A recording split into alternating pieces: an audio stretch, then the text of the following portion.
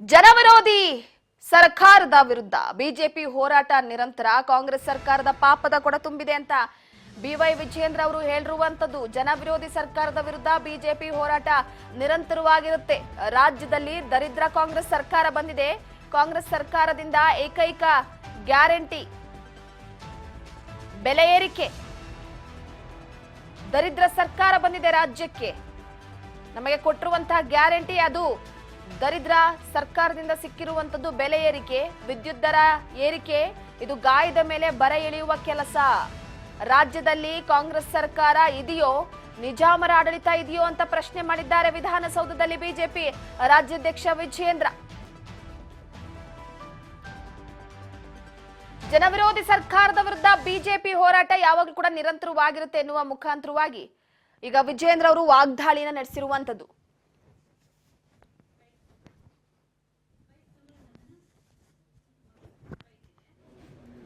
ಮೊದಲಿನಿಂದಲೂ ಕೂಡ ನಾನು ಹೇಳ್ಕೊಂಡು ಬರ್ತಾ ಇದ್ದೇನೆ,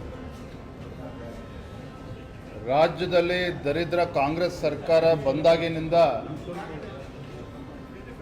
ಈ ರಾಜ್ಯದಲ್ಲಿ ದರಿದ್ರ ಕೆಟ್ಟ ಕಾಂಗ್ರೆಸ್ ಸರ್ಕಾರ, ಜನವಿರೋಧಿ ಕಾಂಗ್ರೆಸ್ ಸರ್ಕಾರ ಬಂದಾಗಿನಿಂದ ಈ ನಾಡಿನ ಜನತೆಗೆ ಕೊಟ್ಟಿರ್ತಕ್ಕಂಥ ಏಕೈಕ ಗ್ಯಾರಂಟಿ ಏನಪ್ಪ ಅಂತ ಹೇಳಿದ್ರೆ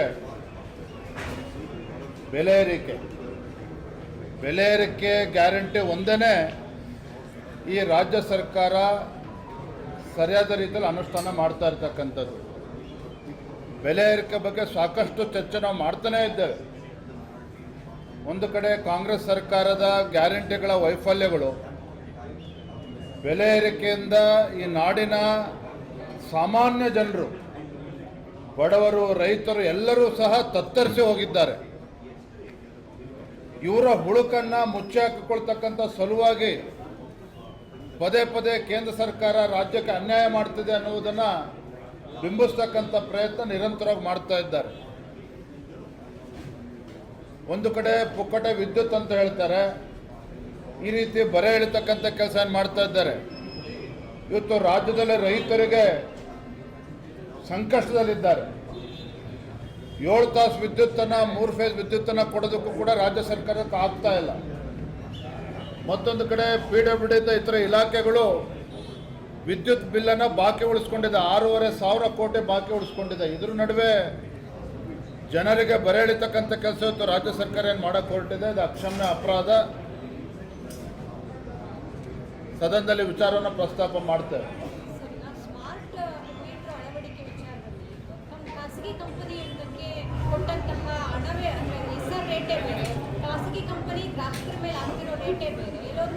ಇವೆಲ್ಲವೂ ಕೂಡ ಚರ್ಚೆ ಮಾಡೋದಕ್ಕೆ ಈ ಸರ್ಕಾರಕ್ಕೆ ಪುರ್ಸೊತ್ತಿಲ್ಲ.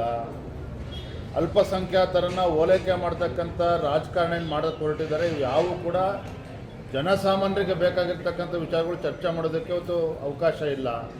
ಸ್ಮಾರ್ಟ್ ಮೀಟರ್ ವಿಚಾರ ಇರ್ಬೋದು, ಇವತ್ತು ವಿದ್ಯುತ್ ದರ ಜಾಸ್ತಿ ಮಾಡಿರ್ತಕ್ಕಂಥದ್ದು ಇರ್ಬೋದು, ಮೆಟ್ರೋ ದರ ಜಾಸ್ತಿ ಮಾಡಿರ್ತಕ್ಕಂಥದ್ದು ಇರ್ಬೋದು. Thank you. ಏನನ್ನು ಮಾಡಬೇಕು, ಮೇಕೆದಾಟು ಅಂತೇಳಿ ಪಾದಯಾತ್ರೆ ಮಾಡಿ ಅಧಿಕಾರಕ್ಕೂ ಕೂಡ ಬಂದಾಗಿದೆ. ಏನು ಮಾಡಿದ್ದೀರಿ ಸ್ವಾಮಿ ಅಂತೇಳಿ ಅದನ್ನು ಕೂಡ ಪ್ರಶ್ನೆ ಮಾಡಬೇಕಾಗಿದೆ. ಏನಾಗಿದೆ, ಅಧಿಕಾರದ ಮದ ಈ ರೀತಿ ಮಾತನಾಡಿಸ್ತಿದೆ. ಪಾಪ ಅವ್ರು ತಪ್ಪಲ್ಲ. ಅಧಿಕಾರದಲ್ಲಿ ಶಾಶ್ವತವಾಗಿ ಇರ್ತೇವೆ ಅನ್ನೋ ಭ್ರಮೆ ಇವರ ನೆತ್ತಿಗೆ ಏನಿದೆ, ಅದು ಈ ರೀತಿ ಮಾತನಾಡಿಸ್ತಾ ಇರ್ತಕ್ಕಂಥದ್ದು. ಹೇಳಿ ಕೇಳಿ DK ಶಿವಕುಮಾರ್ ಅವರು ದೇಶದ 2ನೇ ಅತಿ ಶ್ರೀಮಂತ ಶಾಸಕ ಅವರು. ಹಾಗಾಗಿ ಇವೆಲ್ಲವೂ ಕೂಡ ಈ ರೀತಿ ಮಾತಾಡಿಸ್ತಾ ಇದೆ ಅಂತೇಳಿ ನನ್ನ ಭಾವನೆ. ಇದ್ರ ಜೊತೆಗೆ ಭಾಳ ಪ್ರಮುಖವಾಗಿರ್ತಕ್ಕಂಥ ವಿಚಾರ ಅಂತ ಹೇಳಿದ್ರೆ, ಇವತ್ತು ಮುಸಲ್ಮಾನರಿಗೆ 4% ಸರ್ಕಾರಿ ಕಾಂಟ್ರಾಕ್ಟ್ಗಳಲ್ಲಿ, ಇವತ್ತು ಕಾಮಗಾರಿಗಳಲ್ಲಿ ಮೀಸಲಾತಿಯನ್ನು ಕೊಡ್ತಕ್ಕಂಥ ಇವತ್ತು ಸದನದಲ್ಲಿ ಇವತ್ತು ತರೋರಿದ್ದಾರೆ. ನಾವು ಅವತ್ತು ಕೂಡ ನಮ್ಮ ನಿಲುವನ್ನು ಸ್ಪಷ್ಟಪಡಿಸಿದ್ದೇವೆ. ಭಾರತೀಯ ಜನತಾ ಪಾರ್ಟಿ ಇದನ್ನು ಖಂಡಿಸ್ತೇವೆ, ಇದಕ್ಕೆ ಅವಕಾಶ ಕೊಡೋದಿಲ್ಲ ಅನ್ನೋ ಮಾತನ್ನು ಹೇಳಿದ್ದೇವೆ. ಎಲ್ಲೋ ಒಂದು ಕಡೆ ಈ ರಾಜ್ಯದಲ್ಲಿ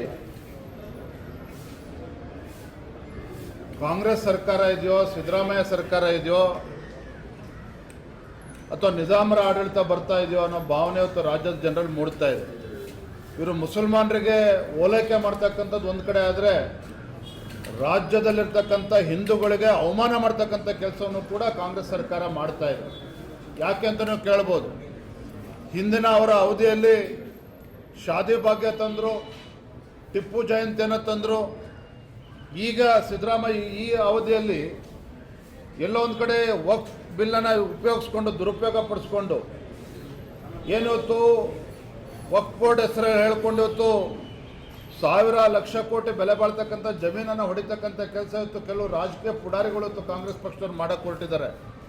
ಅವರನ್ನು ಪ್ರೊಟೆಕ್ಟ್ ಮಾಡ್ತಕ್ಕಂಥ ಕೆಲಸವನ್ನು ಕೂಡ ಇವತ್ತು ರಾಜ್ಯ ಸರ್ಕಾರ ಮಾಡ್ತಾ ಇರ್ತಕ್ಕಂಥದ್ರಲ್ಲಿ ಯಾವುದೇ ಒಂದು ಸಂದೇಹ ಇಲ್ಲ. ಮತ್ತೊಂದು ಕಡೆಯಲ್ಲಿ 4% ರಿಸರ್ವೇಷನ್ ಅಂತ ಹೇಳ್ಕೊಂಡು ಎಲ್ಲ ಒಂದು ಕಡೆ ರಾಜ್ಯದ ಹಿಂದೂಗಳಿಗೆ ಅವಮಾನ ಮಾಡ್ತಕ್ಕಂಥ ಕೆಲಸ ಇವತ್ತು ಈ ಸಿದ್ದರಾಮಯ್ಯ ಸರ್ಕಾರ, ಕಾಂಗ್ರೆಸ್ ಸರ್ಕಾರ ಪದೇ ಪದೇ ಏನು ಮಾಡ್ತಾ ಇದೆ.